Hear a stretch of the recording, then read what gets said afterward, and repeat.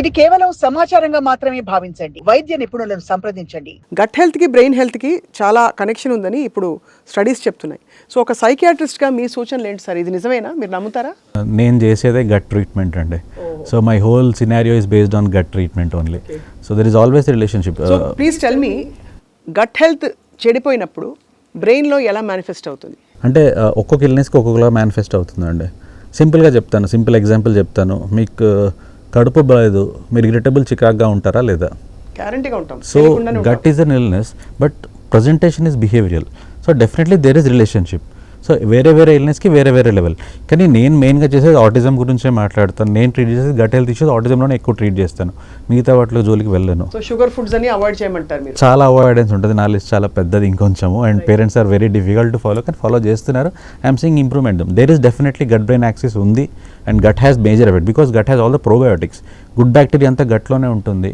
అది ఉండడం వల్ల డైజెషన్ బెటర్ ఉంటుంది, డైజెషన్ బెటర్ వల్ల స్లీప్ బెటర్ ఉంటుంది, ఓవరాల్ బాడీ ఫంక్షన్ బెటర్ ఉంటుంది. సో బ్రెయిన్లోకి వెళ్ళే షుగర్ లెవెల్స్ అవన్నీ బెటర్ ఉంటాయి, సిక్నెస్ ఉండదు, స్ట్రెస్ ఉండదు.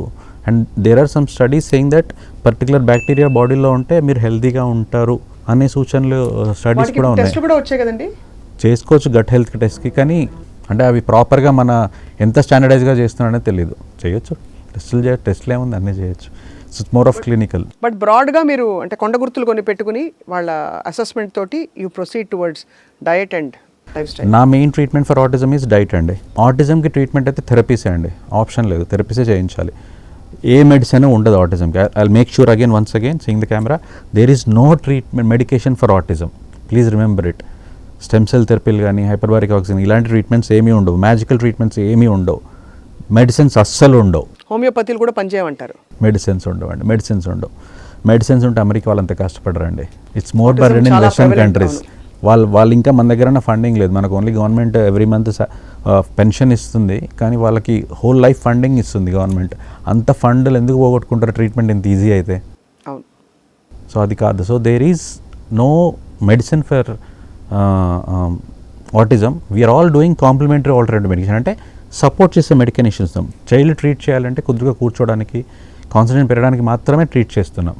So there is no main management by giving medication. That helps but it is not the cure for it. Help చేసే medications ఉంటాయి కానీ అది క్యూర్ మాత్రం చేయదు. Most of them come saying that నేను ఇది తీసుకున్నాను అవ్వలేదు, బ్రెయిన్కి మెడికేషన్ ఇవ్వండి, బ్రెయిన్ డెవలప్ అవుతుంది. నిజంగా అలాంటి మెడికేషన్స్ ఉంటే ఐ డోంట్ థింక్ నేను వేసుకున్న ఐఏఎస్ ఆఫీసర్ అయ్యేవాన్నేమో. So it's not that simple.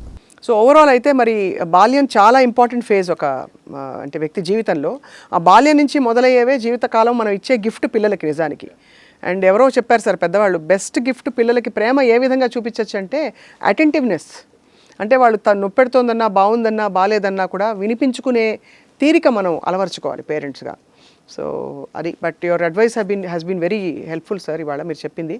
So doctor Hrishikesh గారు, మళ్ళీ మీరు మరొక సందర్భంలో స్పెసిఫిక్ ఇష్యూస్ గురించి మాట్లాడడానికి మా సాక్షి లైఫ్ స్టూడియోస్కి రావాలని తప్పకుండా ma'am, always ready. Thank you so much sir. Thank you so much ma'am.